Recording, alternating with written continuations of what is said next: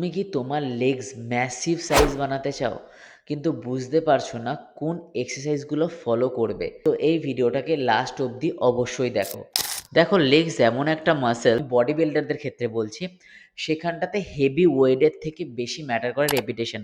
কারণ লেগসে সবসময় ভলিউমটা ম্যাটার করে, যত হাই ভলিউম এক্সারসাইজ করতে পারবে লেগসে তত ভালো। তো লেগস সবসময় না দুটো দিনে ডিভাইড করো। একদিন করো কোয়াডস ট্রেন আর একদিন করো গ্লুটস অ্যান্ড হ্যামস্ট্রিং ট্রেন। কোয়াডসের দিনকে করবে চারটে এক্সারসাইজ। নাম্বার ওয়ান হচ্ছে যে কোনো স্কোয়াটস, হতে পারে সেটা Smith squat, hack squats, barbell squats, যে কোনো একটা স্কোয়াটস করো। তারপরে করো লেগ প্রেস, লেগ প্রেসের পরে করো ওয়াকিং লাঞ্জেস, এবং লাস্টে করো leg extension.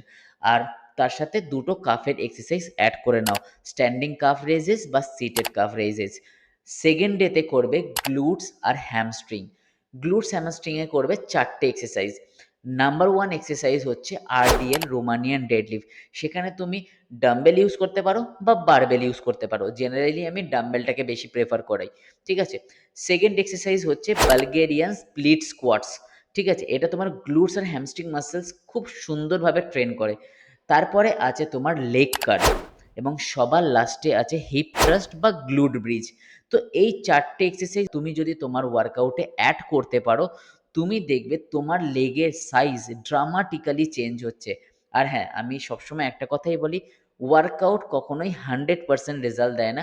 Workout only 30% result provide করে। তারপরে থাকে তোমার nutrition and rest and recovery. তো সেখানেও তোমাকে ফোকাস দিতে হবে।